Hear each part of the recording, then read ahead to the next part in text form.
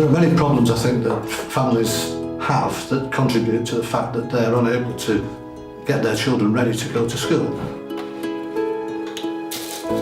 Having worked across all age groups in school, when you are in the nursery, the difference between children who have been taught things that you perhaps wouldn't realise they don't know, how to use a knife and fork, how to sit at a table, how to sit on the carpet and listen.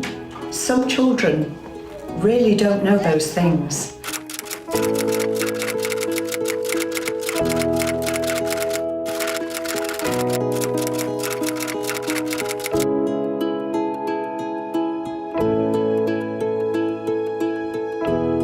There are lots of reasons why some children might be classified as not being school ready.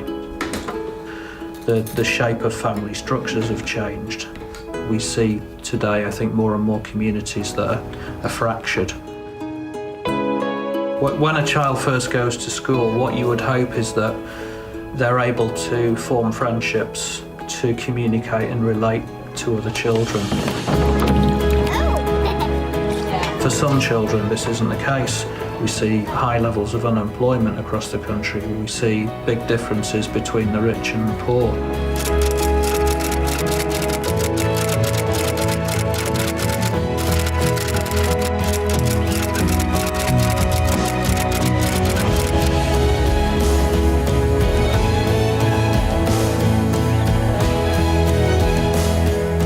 HomeStart volunteers can be amazing role models to help families in terms of school readiness.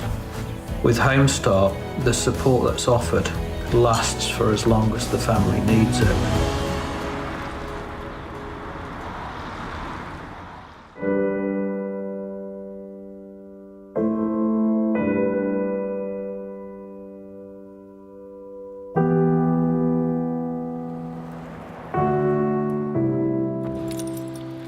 I thought carefully about where I wanted to volunteer, and I was a single parent, so I recognised the value that support can give when you're on your own.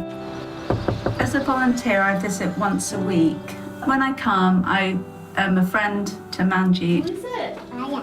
And then I also play with Nasa. Hi Nasa, hello sweetie, how are you? I'm originally from Afghanistan. Due to Taliban and war in Afghanistan, we moved to India. My husband was a journalist and right activist. He was not safe. We decided to come to UK. And my situation in the country is I'm seeking asylum. I got pregnant, had some differences with my husband, so he was not living with me when Nasa was born. That's when I was referred to HomeStart. But me being in my wheelchair, I didn't know how to bath Nasa. It was HomeStart volunteer who helped me. With Manjeet being in a wheelchair, there are some things that I can probably do more easily with Nasa. Going around the play activities and lifting her onto things, lifting her off things, it's easier for me to do.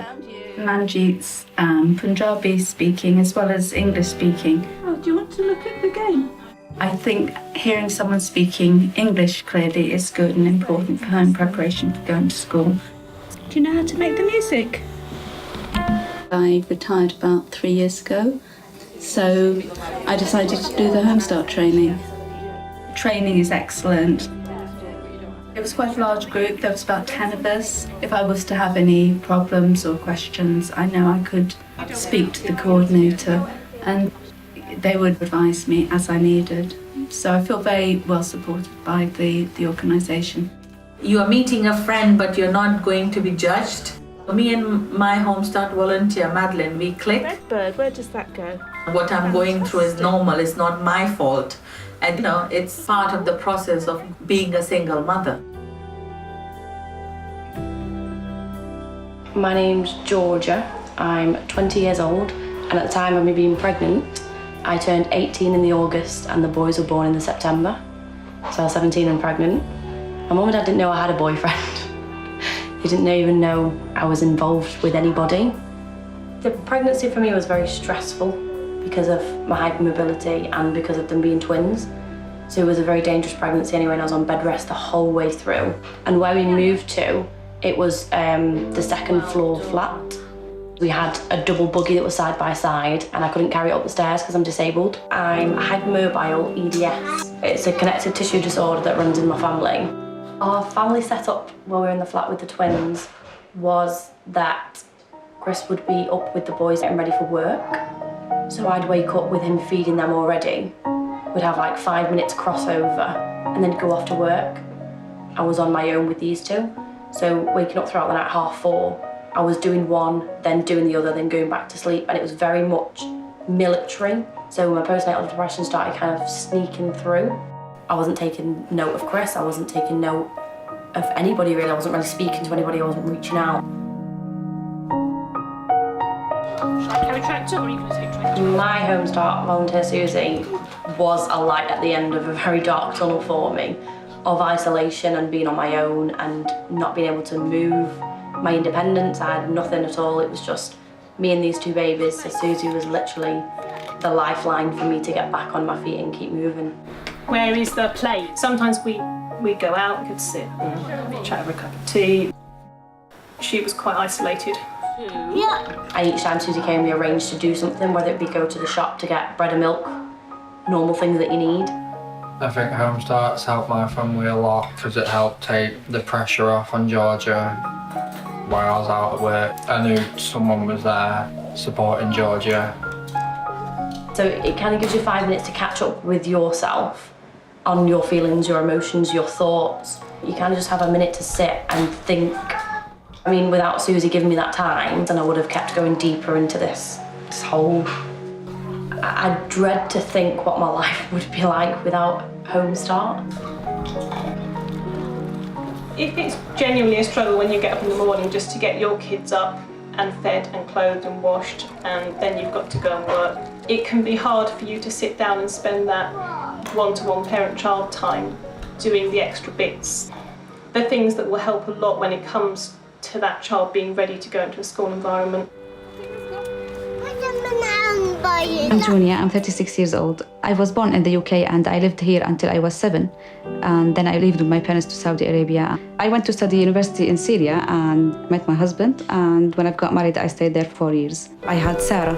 I come from Syria and I am 9 years old. We were really happy in Syria. We used to have loads of fun and we used to play with dolls and we used to go out with my auntie and my cousin.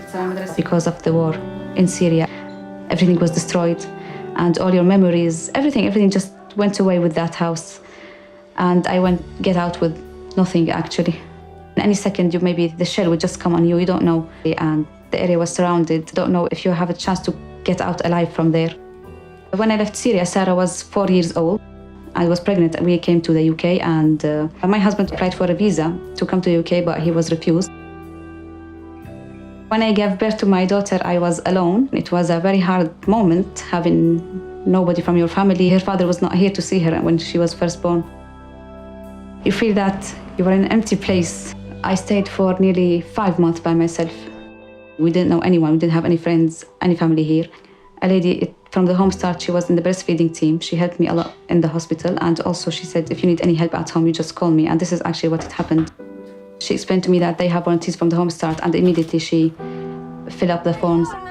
When I first met Junior, she was very isolated.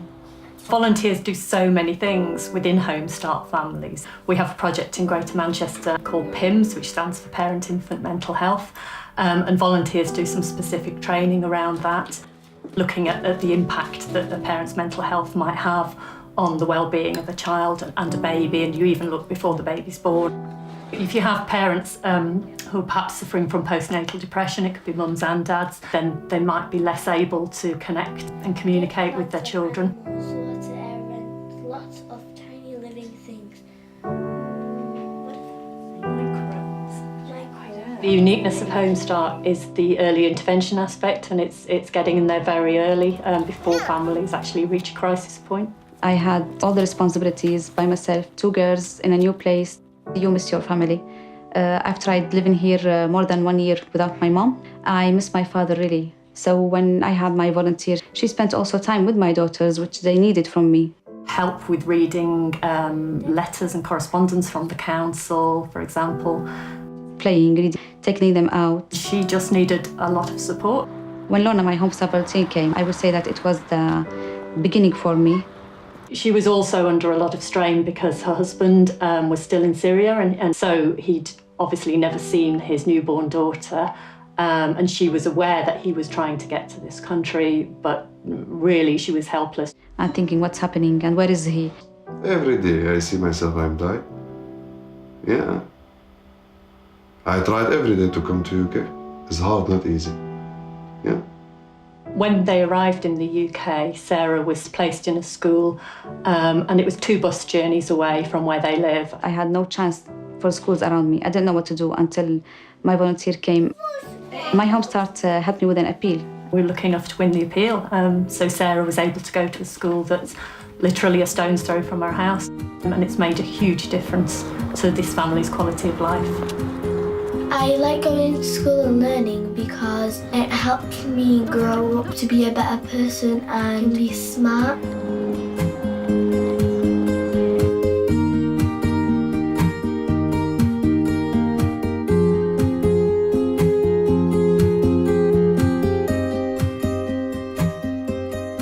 My background training was as a speech and language therapist, so I thought I've got a lot of experience in my career that I can bring as far as early intervention with children is concerned.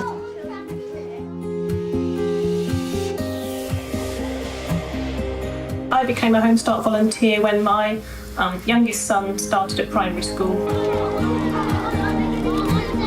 I became a HomeStart volunteer because after many years of working in secondary schools, I realised that the real way to make a difference, which is what I set out to do, was actually to put money and resources and time into children who were much younger than the ones I was dealing with in a secondary school.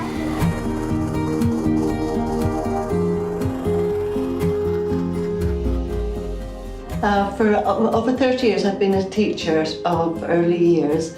I feel I have a wealth of information and experience having dealt with so many children, so many parents with problems. The idea of this prep course is obviously for you to get to know HomeStart, but it's also for me to get to know you, and sometimes volunteering. I'm here today to do the HomeStart prep course because I was in an abusive relationship, and having 3 children and trying to keep your sanity, having that support system there and someone to go, there, it's going to be okay, makes a huge difference. You can tell the children that have had parents, grandparents who've done a lot with them, talked to them, taken them out. But those children that haven't had that experience, they really are at a disadvantage. So we're going to look at here, so our hopes for coming on the prep course, our hopes for being a HomeStart volunteer. I've decided to be a HomeStart volunteer. I used to work in sales and I want a total change. In the future, I do hope to have some sort of a career in being an outreach worker or social care or something along the lines. Being a HomeStart volunteer could be a stepping stone in a totally different career for me, and I would be interested in working maybe even with the police. You can see the family moving forward as well, and that's why me and Karen do regular reviews for support and supervision with yourself. I've been very lucky through my life. I've had a wealth of support through parents, friends, relatives, and I just want to give that back to somebody who's perhaps not got that support.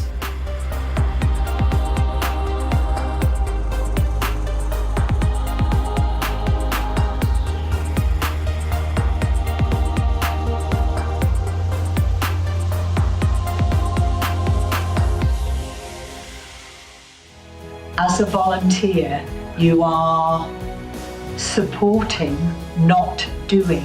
There are many families in our society, unfortunately, who require help from outside. It can be quite personal because you can relate that to your own experiences as a parent, and when you do that, parents seem to take that more on board. It's a great privilege to go in these families and try and help out, and I've certainly gained a great deal of personal satisfaction from helping those with whom that's been successful.